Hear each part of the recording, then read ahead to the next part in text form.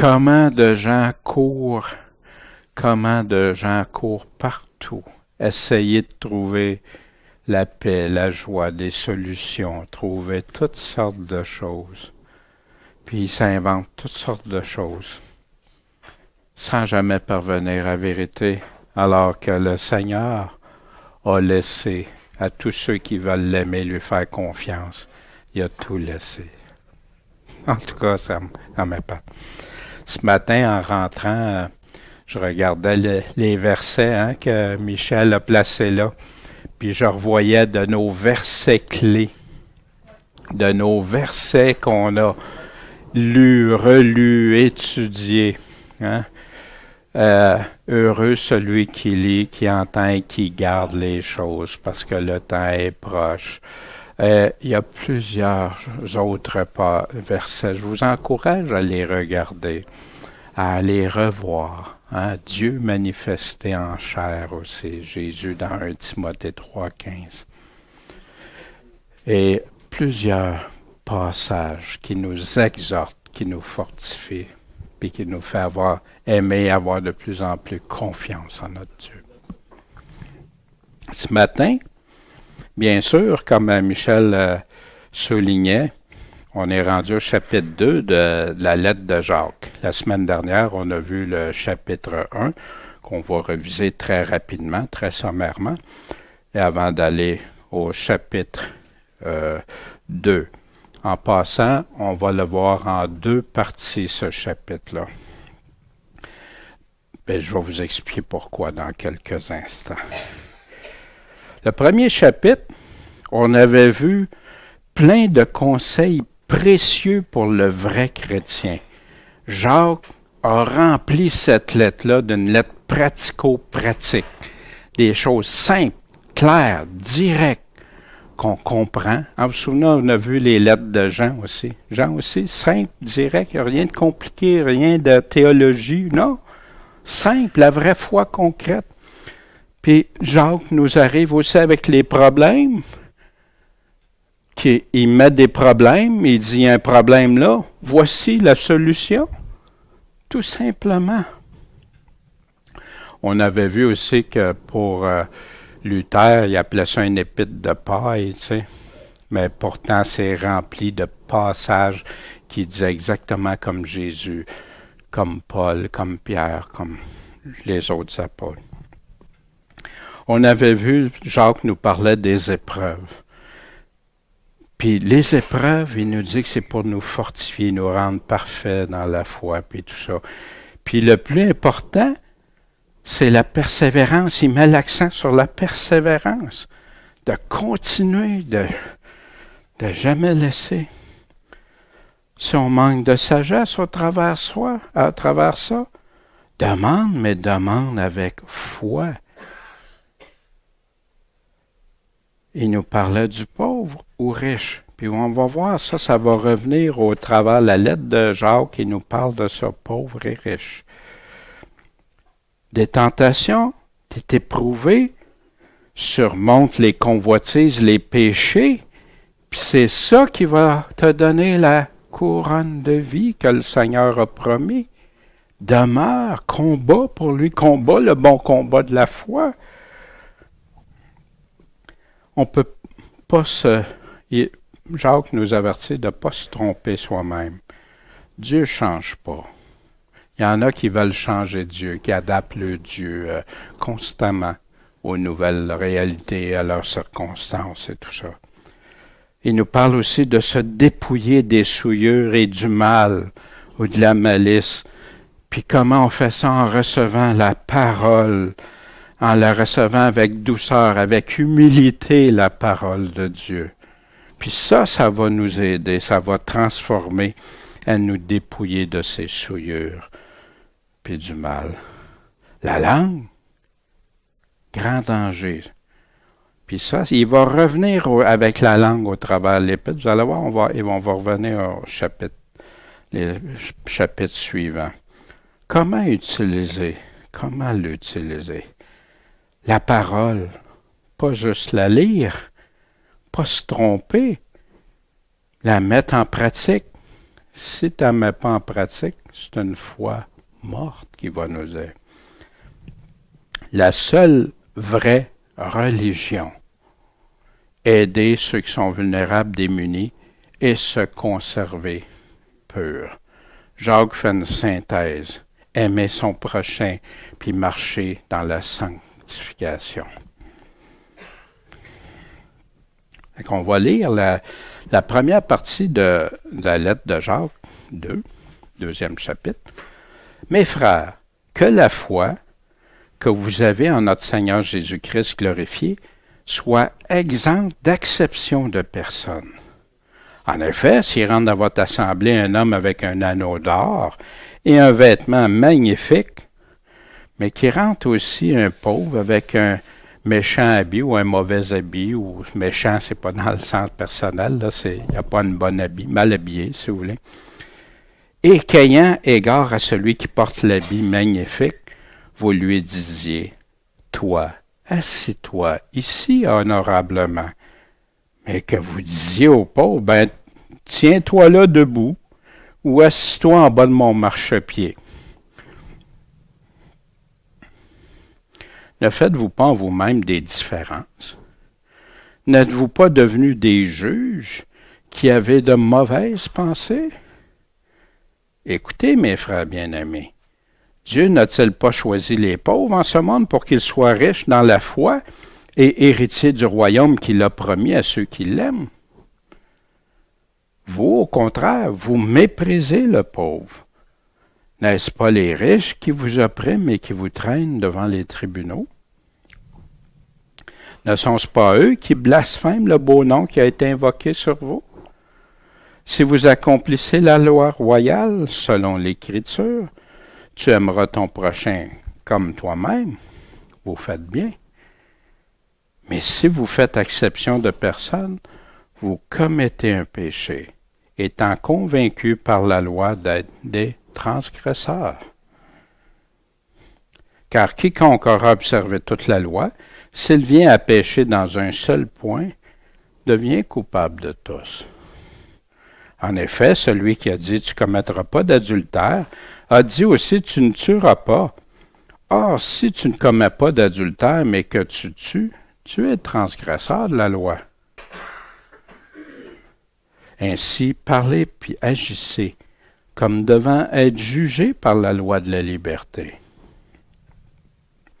Car le jugement est sans miséricorde pour celui qui n'a pas usé de miséricorde. Mais la miséricorde brave le jugement. Fait qu'on va s'arrêter ici pour cette partie-là. Il y a deux principaux sujets dans ce chapitre de Jacques-là.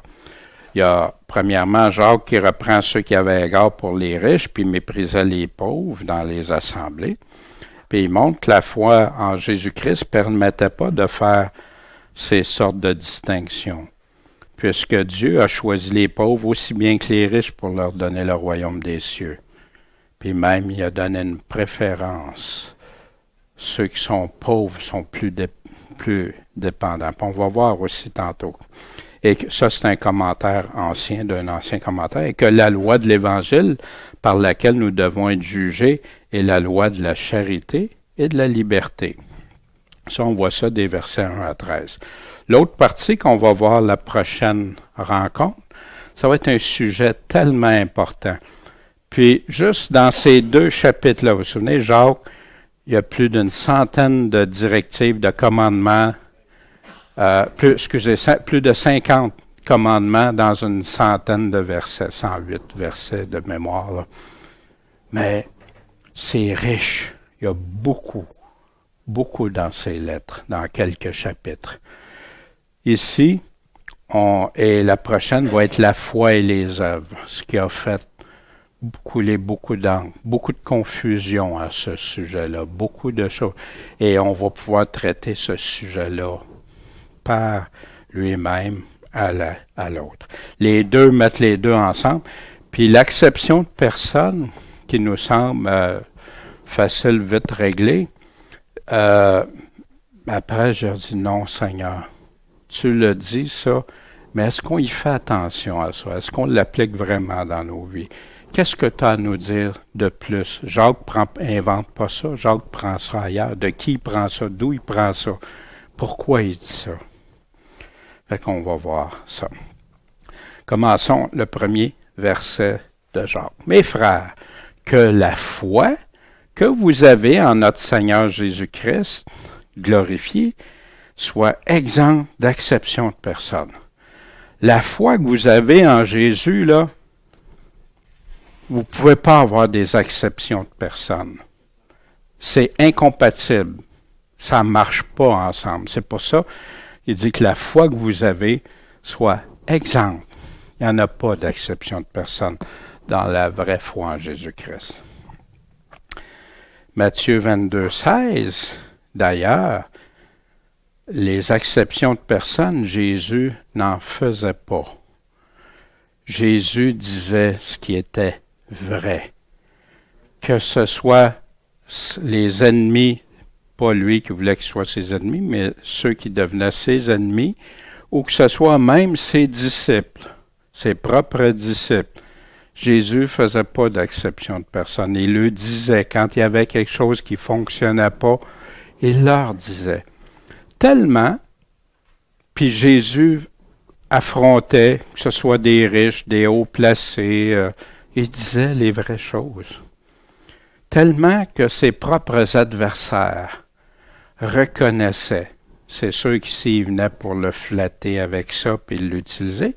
Mais qu'est-ce qu'il disait? Dans Matthieu 22, 16, ils lui envoyèrent de leurs disciples avec des Hérodiens, les pharisiens, qui lui dirent, « Maître, nous savons que tu es sincère et que tu enseignes la voie de Dieu selon la vérité, sans avoir égard à qui que ce soit. Pourquoi? Car tu ne regardes pas à l'apparence des hommes. » Puis Jésus a été comme ça au travers de tout son ministère. Où est-ce que Jacques prend ça? Bien, Jésus en a parlé, quand on voit Jésus Jésus nous dit, Jésus en parle, on va y revenir, mais aussi il y a dans Deutéronome 1, 17. Vous n'aurez pas égard à l'apparence de la personne dans le jugement. Vous écouterez le petit comme le grand. Vous craindrez personne, car le jugement appartient à qui? À Dieu.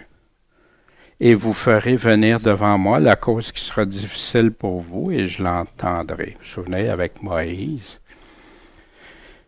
Puis Deutéronome 16, 19. Les commandements du Seigneur. Tu ne pervertiras pas le droit. Tu n'auras pas égard à l'apparence des personnes. Et tu ne prendras pas de présent, parce que le présent aveugle les yeux des sages et trouble les paroles des justes. C'est pas pour rien que le Seigneur nous met tellement à garde contre l'exception de personne. Puis ici, Jacques va nous prendre un exemple. Il nous prend quelqu'un qui rentre, puis deux personnes qui rentrent, puis à qui on va... Qui va sembler le plus important pour nous autres? Qu'est-ce qui va nous influencer? Attention, qu'est-ce que ça peut faire? Dans Proverbe 24, 23, « Voici encore ce qui vient des sages. Il n'est pas bon d'avoir égard à l'apparence des personnes dans le jugement. » Proverbe 28, 21, « Il n'est pas bon d'avoir égard à l'apparence des personnes. » Pourquoi? Parce que pour un morceau de pain, un homme fera le mal. Il va faire, pour un morceau de pain, il y en a qui jugent, il y a des juges, qui vont, on le sait ça, dans la société, qui vont donner des passe-droits à des personnes influentes, mais pas aux faibles. Pas aux petits. Pourtant, et ça, Dieu appelle ça faire le mal. Parce que tu donnes une importance, tu ne juges pas avec droiture. Paul dit, dans 1 Timothée 5, 21, « Je te conjure devant Dieu, je te conjure, je te supplie devant le Seigneur Jésus-Christ et les anges élus, d'observer ces choses sans prévention et de ne rien faire avec partialité. » Prendre la part d'un ou d'autre, non. Fais qu'est-ce qui est droit, qu'est-ce qui est vrai, qu'est-ce qui est juste. Qu'est-ce que Dieu dit de ça? Pas parce que t'aimes la personne plus que l'autre, tu devrais pas entre frères et sœurs, mais ouais, il peut y avoir des préférences des fois, mais parce que tu t'adonnes mieux avec une personne, quand il va arriver quelque chose, tu vas prendre sa part, au lieu que ça soit non, juste ce qui est juste. Puis, donne pas tort non plus, ou raison, non, sois juste équilibré. C'est ça, impartial. Comme un juge doit l'être. Puis Jude, lui, nous dit, quand il décrivait des faux, ce sont des gens qui murmurent, qui se plaignent toujours, qui marchent selon leur convoitise, dont la bouche profère des paroles d'orgueil, de fierté, et qui, par intérêt, admirent les personnes d'apparence. Souvenez-vous, on avait vu aussi le prophète. Quel prophète? Balaam. Nous. Un des attributs fondamentaux de Dieu. Dieu a plusieurs attributs, ses qualités immuables, inchangeables. Car il n'y a pas d'iniquité dans l'Éternel notre Dieu, ni d'acception de personne, ni d'acception de présent. Il y en a qui croient pouvoir acheter Dieu avec leur louange ou leur argent ou même des sacrifices, mais Dieu dit il préfère l'obéissance au sacrifice. 2 Chroniques, on prend ça dans 2 Chroniques 19:7. Maintenant, que la crainte de l'Éternel soit sur vous, prenez garde à ce que vous ferez. Prenez garde, prenons garde. Daniel, prends garde là, ce que tu fais, ce que tu dis. Parce qu'il n'y a pas d'iniquité dans l'Éternel, notre Dieu, ni d'acception de personne, ni d'acception de présent. Pardon? Ni d'acceptation. C'est ça. Ni d'acceptation de personne, ni d'acception ou d'acceptation de présent. Oui, merci. Non, c'est moi. Merci de remettre à l'ordre. Si quelqu'un accepte des présents pour tordre sa position ou parce que quelqu'un me donne quelque chose, puis un autre, il arrive quelque chose, ben, je prends la part parce qu'il m'a donné un présent, je suis tordu selon la parole de Dieu.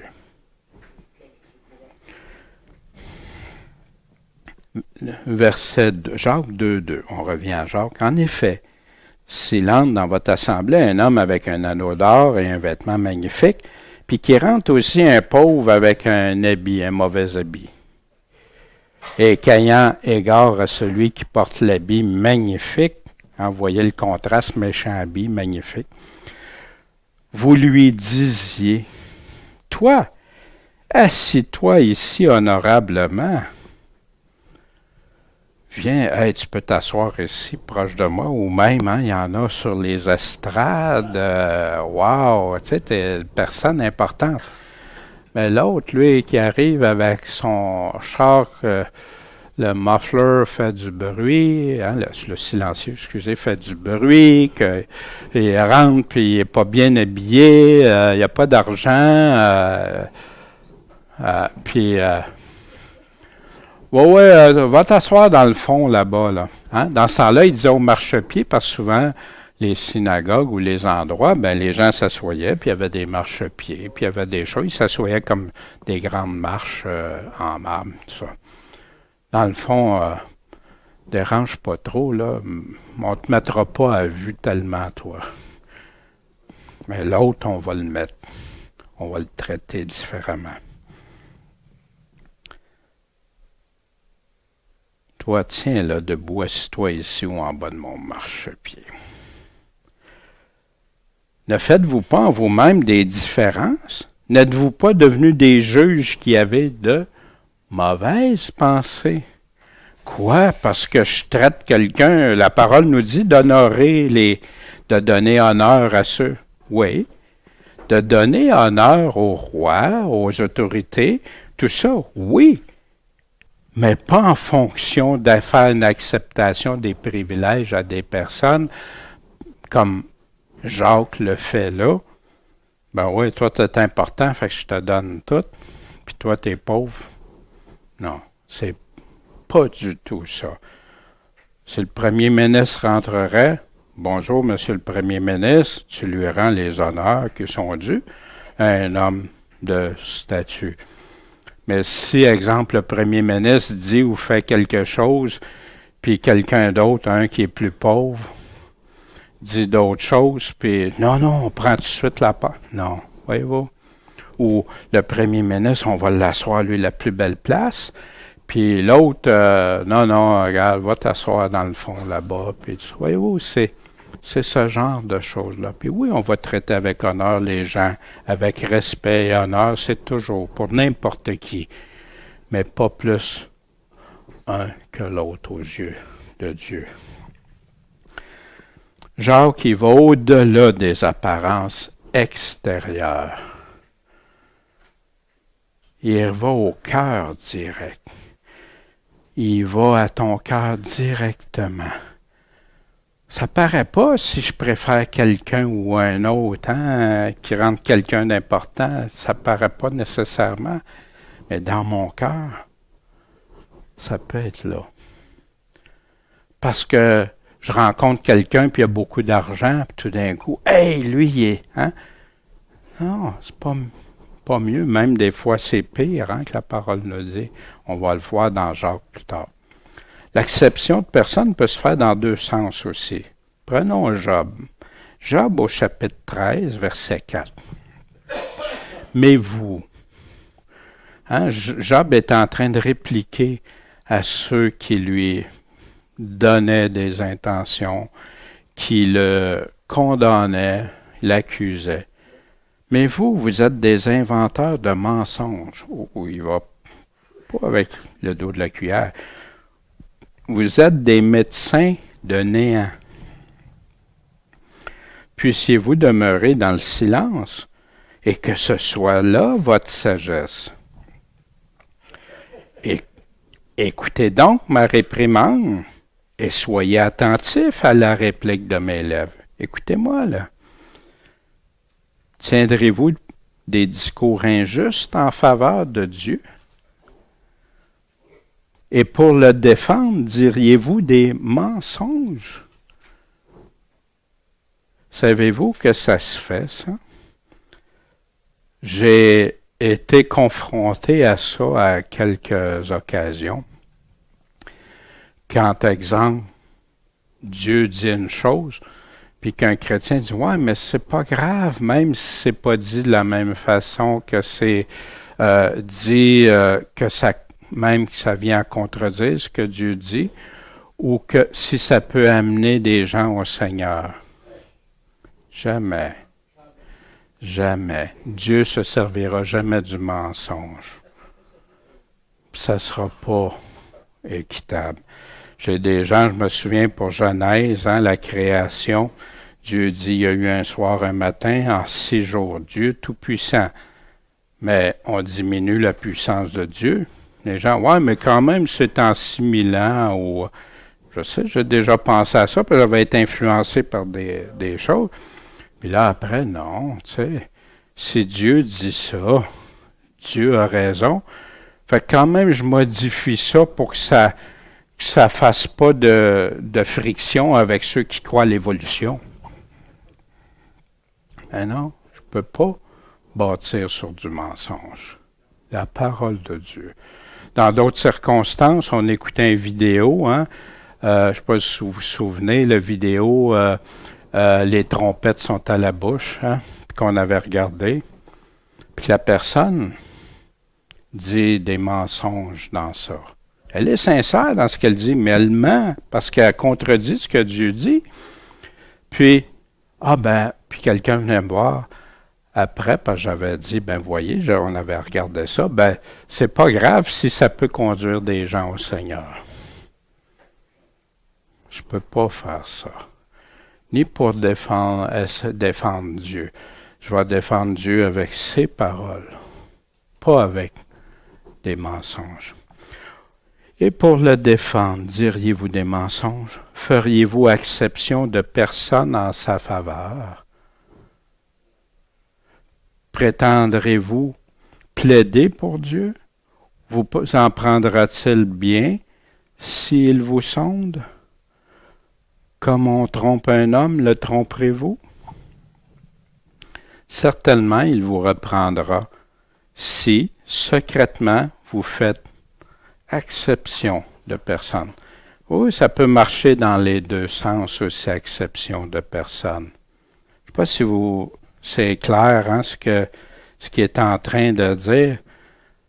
Là, vous êtes en train de faire une exception de personne en me condamnant, en donnant des choses que ce n'est, puis vous dites des mensonges pour en arriver de ça, pour défendre, soi-disant défendre Dieu. Puis Dieu le confirme après, parce que Dieu il a dit à Job, tu as parlé correctement, mais tes amis, eux autres, non. Dieu confirme ça dans Job vers la fin. Fait qu'ici, puis on ne peut pas faire exception de personne pour condamner, ni pour justifier des personnes. C'est juste la vérité. S'ils s'en seraient tenus juste à la stricte vérité, ce que Dieu a dit, il n'y aurait pas eu de problème.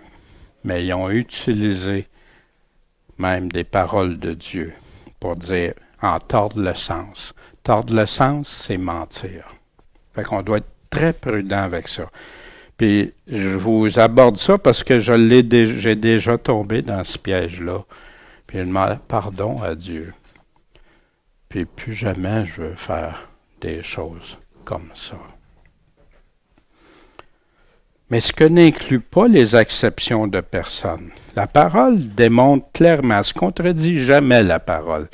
Mais elle va parler d'acception de personnes, mais ça ne veut pas dire certaines choses, comme accepter ceux qui adoptent les principes du monde. La parole est très claire. Non. Puis ceux qui les enseignent en plus, que tu peux vivre dans le monde pareil. Accepter les personnes qui vivent dans le péché au sein de l'Assemblée. La parole est très claire. Non, amène-les à repentance, avertis-les, utilise la parole, ce qu'elle te dit, puis après, tu suis pour pas amener le péché dans l'Assemblée. Dans 1 Corinthiens, Paul en parle aussi. Il n'y a pas juste Jésus qui nous donne une fois, deux fois, trois fois. Accepter ceux qui vont plus loin que l'enseignement de Christ. Non, c'est pas ça faire exception de personne, là. Parce que là, c'est Dieu qui tranche. C'est Dieu qui dit c'est comme ça. Accepter ceux qui annoncent un autre évangile, un autre Jésus ou un autre esprit. Fait que voyez-vous, l'acception de personne, Dieu a établi des paramètres. Ça, ces personnes-là, tu ne les favoriseras pas, tu ne les défavoriseras pas, tu n'as pas de compte. Tu dois te séparer de ça, de ne pas laisser, de ne pas tolérer. Fait que c'est là qu'il y en a beaucoup qui ont de la confusion. Je ne veux pas juger, tu sais. Non, Dieu dit juger des fruits, juger de ce que ça apporte. Jacques 2 continue. Écoutez mes frères, bien-aimés, Dieu n'a-t-il pas choisi les pauvres de ce monde pour qu'ils soient riches en la foi et héritiers du royaume qu'il a promis à ceux qui l'aiment?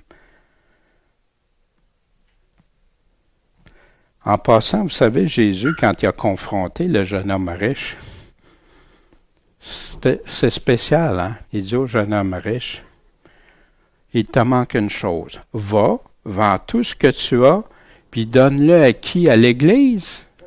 Donne-le aux pauvres. Intéressant, hein? Donne-le aux pauvres. Pourquoi que Jésus n'a pas dit va le donner à l'Église ou dans le trésor du temple? Donne-le aux pauvres. Dieu sait ce qu'il veut qu'on fasse en première ligne. Et tu auras un trésor dans le ciel. Puis viens et suis-moi. Jésus appliquait, mettait l'importance aux pauvres. Vous vous souvenez aussi de la veuve avec les 2 petits sous. Jésus avait un œil pour ça, à donner plus que tous les autres. Où est-ce que Jacques prend ça? Et on lui présenta le livre du prophète Ésaïe à Jésus, et ayant déroulé le livre, il trouva l'endroit où il était écrit « L'Esprit du Seigneur est sur moi ». Il citait Ésaïe 60. « L'Esprit du Seigneur est sur moi. C'est pourquoi il m'a oint pour annoncer l'Évangile. » À qui? Aux pauvres. Il m'a envoyé pour guérir ceux qui ont le cœur brisé, pour publier la liberté aux captifs et le recouvrement de la vue aux aveugles, pour envoyer libres ceux qui sont dans l'oppression et pour publier l'année favorable du Seigneur. Les bonnes nouvelles que Jésus est venu apporter tient en ligne de compte les pauvres. Puis si vous remarquez, pour annoncer l'Évangile aux pauvres en premier, la première chose qu'il dit. C'est intéressant, hein? Puis c'est dans la mission de Christ, de l'Évangile. Habituellement, quand tu parles de quelque chose en premier, c'est parce que ça a une priorité. Qu'est-ce que Dieu pense des pauvres? Dans Proverbe 29, 7, le juste connaît la cause des pauvres, mais le méchant ne comprend pas la science. Ça devrait tout nous interpeller, ça. Wow! Comprends-tu la vraie science de Dieu, la vraie connaissance de Dieu? Le juste connaît la cause des pauvres. Mais le méchant, lui, comprend pas ça. Et c'est pour ça qu'il y en a tant que c'est l'argent qui compte, puis même s'il méprise le pauvre, il piétine, il arrache tout ce qu'il peut du pauvre pour s'enrichir. Proverbe 29, 14, un roi qui juge fidèlement les pauvres aura son trône affermi pour toujours. Dieu met-tu une importance aux pauvres ici? Il dit quand même un roi, le plus puissant là, qu'il peut y avoir, s'il fait ça, il va affermir son trône. Ésaïe 3,15. De quel droit foulez-vous mon peuple et écrasez-vous la face des pauvres? Qui te donne le droit de faire ça? Wow! Mais dit quelqu'un comme ça, on cite un homme important qui dit ça. Non, on dit le Seigneur l'Éternel des armées. Wow! Voyez-vous, Jacques, il ne prend pas ça n'importe où, là. Il s'appuie vraiment sur ce que Jésus a dit, puis Jésus étant la parole de Dieu, qui va chercher aussi ce qu'il avait déjà dit, les choses qu'il avait déjà dit dans l'Ancienne Alliance. Paul, dans 1 Corinthiens 26, « Considérez, frères, que parmi vous qui avez été appelés, il n'y a pas beaucoup de sages, selon la chair, il y a des sages selon Dieu, ni beaucoup de puissants, ni beaucoup de nobles, mais Dieu a choisi les choses folles du monde pour confondre les sages, et Dieu a choisi les choses faibles du monde pour confondre les fortes.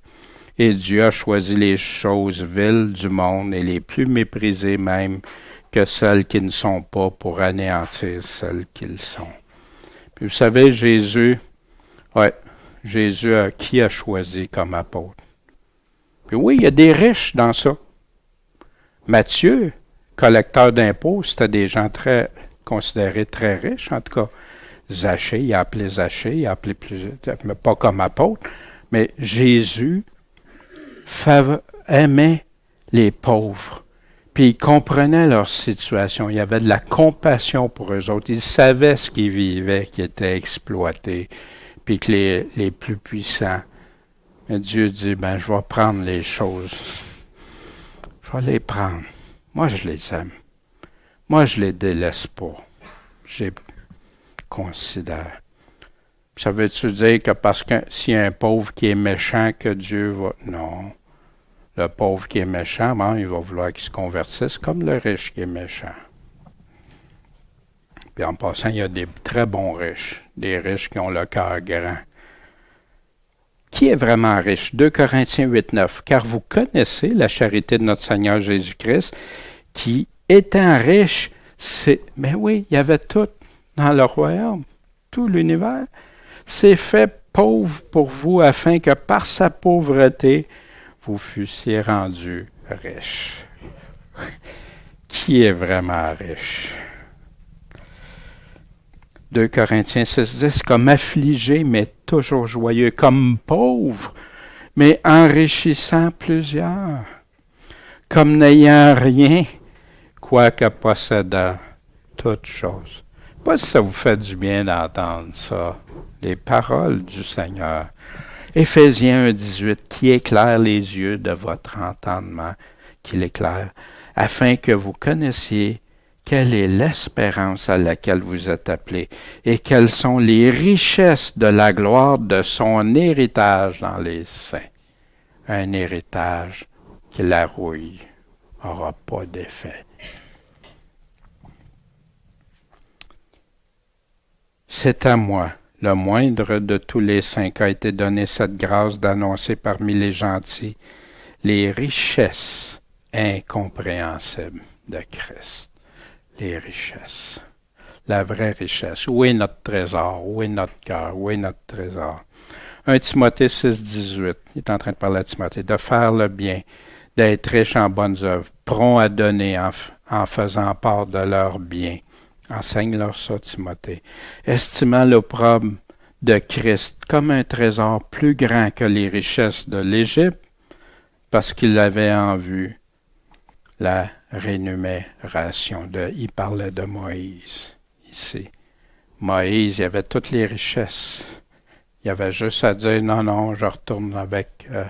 non. Matthieu 25:34. Quelle richesse on va avoir. Alors le roi dira à ceux qui seront à sa droite, venez vous qui êtes bénis de mon Père, possédez en héritage le royaume qui vous a été préparé dès la fondation du monde. Amen. Être ou devenir riche, on a dans l'Apocalypse, je connais tes œuvres, ta tribulation, ta pauvreté, quoique tu sois riche, et les calomnies de ceux qui se disent juifs, mais qui ne le sont pas. Dans 3:18, Apocalypse, je te conseille d'acheter de moi de l'or éprouvé par le feu pour devenir riche. Il parle à une église ici. C'est toutes des églises auxquelles il parle. Et des vêtements blancs pour être vêtus, que la honte de ta nudité ne paraisse pas. Et le Seigneur a quelle richesse. L'or pur éprouvé, sa parole pure éprouvé, la parole de Dieu. Celui qui vaincra héritera toutes choses. Je serai son Dieu, puis il sera mon fils. Vous savez, des fois, il peut arriver n'importe quoi dans notre vie. Toutes sortes de choses. Mais est-ce qu'on a cette espérance? Est-ce qu'on regarde à cette espérance, puis les choses du monde pâlissent, même les pires épreuves? Paul connaissait ça. C'est pour ça qu'il peut dire « Réjouissez-vous », même s'il vivait dans les pires situations. Jacques 2, vous, au contraire, vous méprisez le pauvre. Pourtant, est-ce que ce n'est pas les riches qui vous oppriment puis qui vous traînent devant les tribunaux? Jacques, ici, fait quelque chose de très brillant, je crois. Inspiré de Dieu, de l'Esprit de Dieu, toujours. Il va au-delà des sentiments. Vous savez, nos sentiments peuvent nous voiler des fois. On aime quelqu'un, on voit quelque chose, où on est attiré. Wow, hey, c'est le premier ministre, je vois plus mes frères, mes sœurs. Je suis comme, mes émotions sont toutes emportées. Une vedette que j'aime beaucoup, ou quelqu'un. Puis là, je vois plus le reste. Mais Jacques, ici, il te ramène à une réalité, à des faits. Puis les faits qui peuvent ébranler ces émotions-là que tu as dans toi. Puis pour te les faire réaliser. Est-ce que c'est pas eux autres qui vous oppriment puis qui vous emmènent devant les tribunaux? C'est pas les pauvres qui font ça. Le pauvre, il n'a pas d'argent et c'est pas lui, normalement, qui essaye de t'enlever ce que tu as, puis te charger plus cher, puis faire ci, faire ça, puis t'amener devant les tribunaux. N'est-ce pas eux qui blasphèment le beau nom qui a été invoqué sur vous? Le nom de Christ. Ils vont le blasphémer. Puis blasphémer, on va voir. Passant, Jacques ne parle pas pour tous les riches, mais il fait l'exemple de comprendre. Wow! Hey! Moi qui est prêt à tout le donner. Non, là, il me fait réaliser. Regarde, là. Regarde la réalité, c'est quoi? Blasphémer. C'est dans le dictionnaire grec Strong, le 987, blasphémo. Blasphème, blasphémer, injurier, injurieuse, injure, calomnier, calomnie, blâmer, médire, outrager. Fait que c'est pour ça que dans des versets, des fois, tu vas voir des mots variables, mais c'est ce mot-là. Blasphémer. Vous vous souvenez, Paul, quand il dit il allait dans toutes les synagogues, puis il contraignait à blasphémer le Seigneur. Et transporté d'une extrême rage contre eux, je les persécutais jusque dans les villes étrangères. 1 Timothée 1,20 de ce nombre sont Hyménée et Alexandre que j'ai livré à Satan afin qu'ils apprennent à ne pas blasphémer.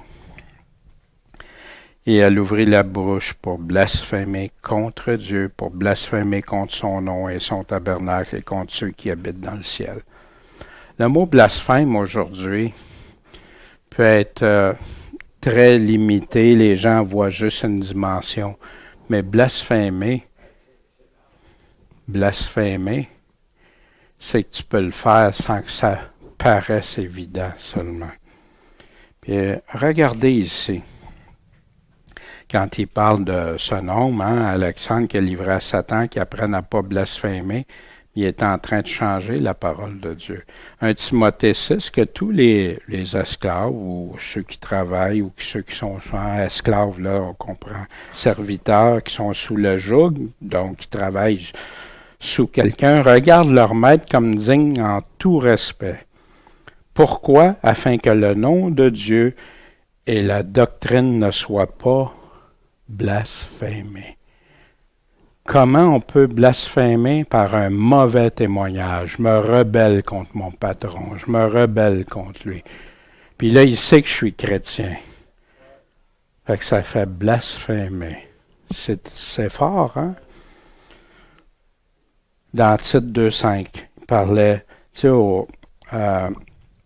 pour les femmes plus âgées, veuves, qui vont enseigner à être sages, pures, gardant la maison, bonnes, soumises à leur mari. Pourquoi? Afin que la parole de Dieu soit pas blasphémée. C'est malheureux que ce passage-là a été tordu, a été amené pour des hommes qui voulaient de l'autorité et puis avoir tout le contrôle. C'est pas ce contexte-là. Parce qu'il dit aussi à l'homme, tu dois te soumettre à Dieu, toi. Si tu te soumets à Dieu, tu ne maltraiteras pas ta femme. Au contraire, tu vas l'aimer comme Christ aime son Église. Jacques 2. Mais vous voyez, je voulais vous montrer ces passages-là qui parlent comment on peut blasphémer. Il y a différentes façons qu'on peut blasphémer le Saint. Jacques 2,8. Si vous accomplissez la loi royale, selon l'Écriture, tu aimeras ton prochain comme toi-même. Vous faites bien. C'est quoi la loi royale? Il dit tout de suite, tu aimeras ton prochain comme toi-même. Il prend ça où? Selon la Bible, l'Écriture. Vous faites bien. Mais, si vous faites exception de personne, c'est pas grave. Vous commettez un péché. Wow! Il ne va pas avec le dos de la cuillère. étant convaincus par la loi d'être des transgresseurs. Tu transgresses ce que Dieu a dit. En passant, vous savez, quand je vous dis des fois, toujours d'interpréter ce qu'il y a dans l'ancienne alliance, toujours par la nouvelle alliance. Ici, dans ce cas-ci, est-ce que la nouvelle alliance confirme tu aimeras ton prochain comme toi-même? Ben oui, à 100%. Jésus le dit. Jésus dit aussi, comme dans Lévitique 19:15, vous ne ferez pas d'iniquité dans le jugement. Et tu favoriseras pas le pauvre, hein? Puis tu n'honoreras pas la personne du grand, tu jugeras ton prochain comment? Selon la justice. Fait que pas plus le pauvre, pas plus le riche ici. C'est quoi? Selon la justice. Pas de passe-droit d'un bord ou de l'autre. C'est fort, hein? Fait que ça, c'est aimer son prochain. Regardez ça. La loi royale, où Jacques a-t-il appris ça? Il répondit, tu aimeras le Seigneur ton Dieu de tout ton cœur, toute ton âme, toute ta force, toute ta pensée, ton prochain comme toi-même. Vous vous souvenez quand Jésus avait posé la question, hein? Et voici le second qui lui est semblable, tu aimeras ton prochain comme toi-même. Il n'y a pas d'autre commandement plus grand que ceux-ci. Puis remarquez, et tu aimeras ton prochain comme toi-même. Exactement les mêmes mots que Jacques appelle la loi royale. Paul, lui, en effet, en Romains 13:9, les commandements, tu ne commettras pas adultère, tu ne tueras pas, tu ne déroberas pas, tu ne diras pas de faux témoignages, tu ne convoiteras pas, et tout autre commandement, tout cela se résume dans cette parole, tu aimeras ton prochain comme toi-même. Voyez-vous? Car toute la loi est accomplie dans une seule parole, en celle-ci, tu aimeras ton prochain comme toi-même. Ça exclut-tu d'aimer Dieu de tout son cœur, son âme? Non. Parce qu'il dit, voici le second qui lui est semblable. Dieu prend toujours la première place. Mais si tu aimes ton prochain comme toi-même, tu vas accomplir ce que Dieu te demande. Si tu l'aimes de tout ton cœur, ton âme, ta pensée, tu vas faire ce qu'il te demande. Galates 6:2, portez les fardeaux les uns des autres et accomplissez ainsi la loi, hein, de Christ. Voyez-vous? On est sous la loi de Christ. Il y en a, on n'est pas sous la loi. Non, on n'est pas sous la loi de l'ancienne alliance. Jésus est venu nous délivrer de cette ancienne alliance-là. Il le dit clairement lui-même. Mais il nous dit, par contre, il nous interprète tout ce qu'on a besoin. Il nous dit, maintenant, écoutez-le. Car quiconque aura observé toute la loi, s'il vient à pécher dans un seul point, devient coupable de tous. Ça me fait penser un peu comme, tu as une belle vitrine. Wow, elle est superbe. Ça prend combien de cailloux pour, sais-tu encore une vitrine? Une belle robe de mariée. Une grosse tache dessus. Ou une déchirure. Ça en prend combien?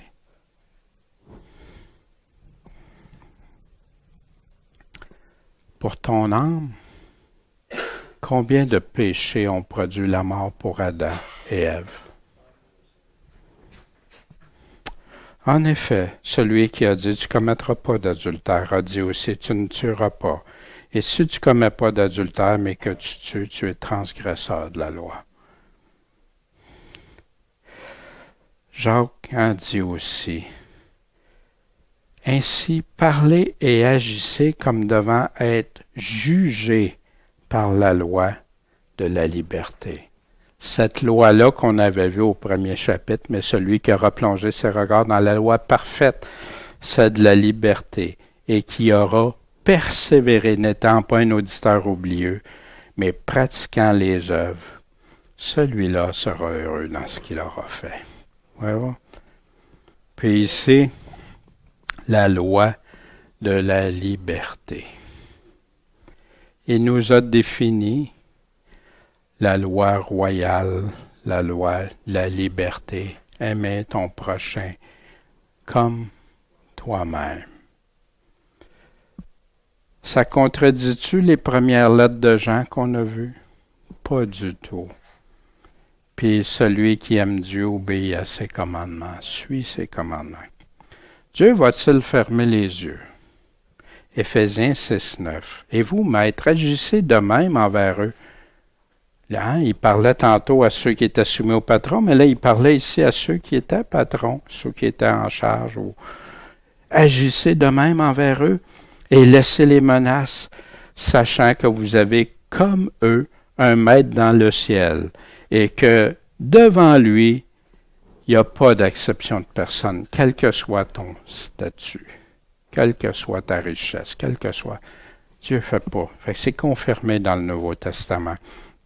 Colossiens 3:25, mais celui qui agit injustement, en passant, il parle à des chrétiens, recevra selon son injustice. Et il n'y a pas d'acception de personne. Pour ça, Jésus nous disait que si notre justice ne surpasse pas celle des pharisiens. Et Pierre 1:17. Et si vous invoquez comme Père celui qui, sans faire exception de personne, juge selon l'œuvre de chacun, conduisez-vous avec crainte durant le temps de votre habitation passagère ici-bas. C'est malheureux, par exemple, dans notre époque moderne, même des chrétiens pensent que Dieu est mon ami, fait qu'il va accepter. Moi, je suis son chouchou. Il me le dit dans sa parole, regarde, pourtant le Seigneur nous met en garde régulièrement, que celui qui a des oreilles entend. Jacques 2:13, car le jugement est sans miséricorde pour celui qui n'a pas usé de miséricorde. Wow! Le jugement de Dieu envers moi va être sans miséricorde si moi j'ai pas été miséricordieux envers les autres. Mais la miséricorde brave le jugement. Parce que si tu as la miséricorde, non, le jugement ne te fera pas peur. C'est ça que dans les épîtres de Jean, on voyait aussi. La crainte, vous souvenez quand on parlait de la crainte et tout ça. Mais si tu mets en application la loi parfaite, si tu fais ça, amen. Tu n'as pas été inquiet à vivre dans la crainte, dans la peur d'être terrorisé. Non, tu fais ce que Dieu te demande. Tu es en pleine assurance. La miséricorde, c'est un principe fondamental de Dieu. C'est immuable. Tu ne peux pas le changer, ça. Jésus disait, mais si vous ne pardonnez pas aux hommes leur offense, votre Père ne vous pardonnera pas non plus les vôtres. C'est malheureusement oublié souvent. C'est obligatoire, selon Jésus, de la mettre en pratique pour la recevoir, cette miséricorde-là. Vous vous souvenez de la parabole des 10 000 talents dans Matthieu 18? Celui qui va voir le roi, puis le roi, il libère d'une dette de 10 000 talents, puis après ça, il sort, puis il prend l'autre à la gorge, parce qu'il doit. On est tous graciés. On doit un prix que c'est impossible à payer à notre Dieu, à notre Sauveur, à notre Roi. Impossible. Il nous a graciés, mais il nous dit aussi qu'on doit gracier les autres. Qu'est-ce que Jésus a dit? Le roi, il a repris celui avec qui il avait gracié, puis il a passé. Tu vas payer jusqu'à la fin, mon ami, maintenant. Si pas de pardon pour les autres, en passant, on doit faire attention. Il y en a qui pensent que, oui, je pardonne à tout le monde. On doit pardonner pour les offenses qui nous sont faites à nous. Je ne peux pas pardonner pour des offenses qu'ils font à d'autres personnes. C'est sûr que s'ils offensent d'autres personnes, ça m'affecte aussi. Je dois à ce moment-là pardonner, mais je ne peux pas pardonner ce qu'ils ont fait à l'autre personne. C'est chacun devant Dieu pour ça. Parce que des fois, c'est mélangé. Il y en a qui disent, moi, je pardonne à tout le monde. Mais tous les criminels, tous ceux qui ont fait... attends une minute, là, c'est pas ça.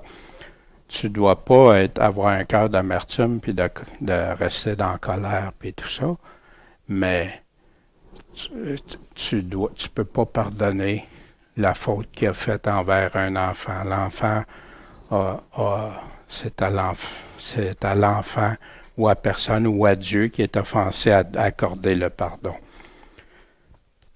Puis toi, qu'est-ce que tu en retiens ce matin? Ça t'arrive-tu parfois de faire des exceptions de personnes? Ça nous arrive-tu? Moi, des fois, je l'ai déjà fait. Des fois, je suis comme, oh, attention, Daniel, pour pas faire d'exception de personne. Il y a une petite lumière qui s'allume, puis tout ça. Statut social de quelqu'un, richesse, position d'influence,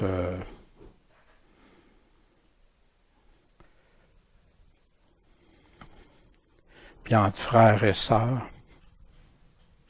jamais entre frères et sœurs. C'est ce que Jacques nous dit. Entre nous, quel que soit le statut, c'est pas ça. Pas d'exception de personne. Dieu va aimer tous ses enfants. Puis moi, qui je suis pour dire, je dois être prudent. Puis si les églises auraient respecté ça, il y a beaucoup de frères qui n'auraient pas été exclus d'une assemblée ou mis de côté, ou que Dieu avait même choisi ces personnes-là pour faire quelque chose dans son assemblée, puis qui ont été rejetés à cause de ça. C'est triste, vraiment triste. Qu'est-ce qu'en dit Dieu? Dieu dit que si on fait de l'acception de personne, et comment Jacques dit ça? C'est un péché. Est-ce qu'on est sous cette loi royale s'aimer chacun l'un l'autre comme on s'aime nous-mêmes?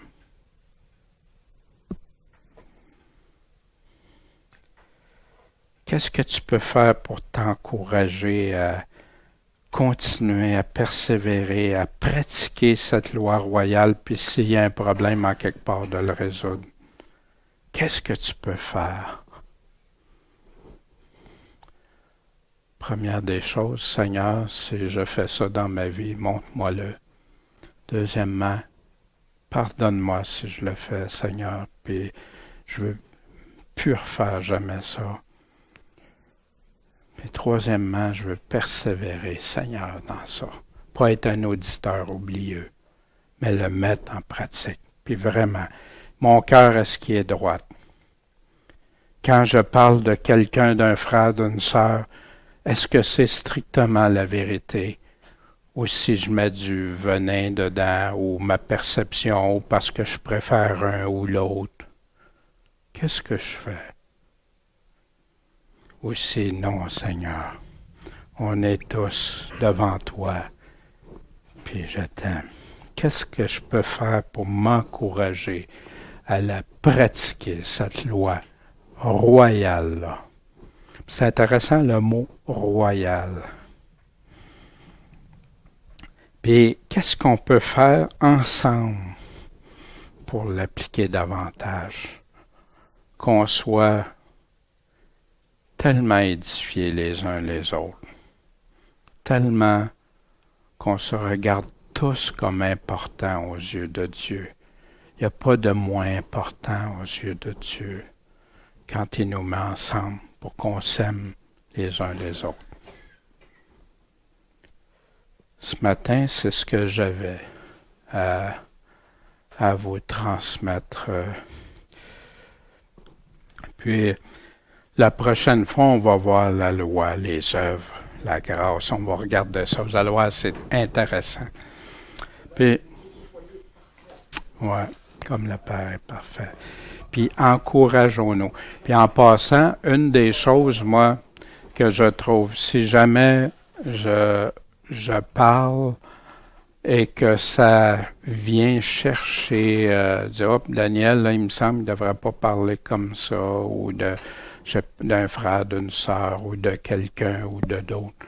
ben dites-moi-le pour que je regarde, que j'examine encore en profondeur. Seigneur, ce que je dis là, c'est juste la vérité pour faire le bien, pour en arriver à corriger une situation, à comprendre, à édifier, tout ça, ou si ça méprise. Oui, oui. Puis ça, je vous demande de m'aider. Si jamais que vous constatez ça, de grâce. Puis c'est comme ça qu'on peut s'édifier, rester transparents les uns les autres. Puis pas arriver devant Dieu après, puis ouais, surtout quand t'es là en avant, puis t'enseignes. Puis que tu dis, Dieu, ouais, non, je veux vraiment pas être un faux. Je veux vraiment tout faire pour la respecter, cette loi royale-là. Puis si vous voulez m'aider, ben ça va me bénir et m'édifier. Je vous remercie de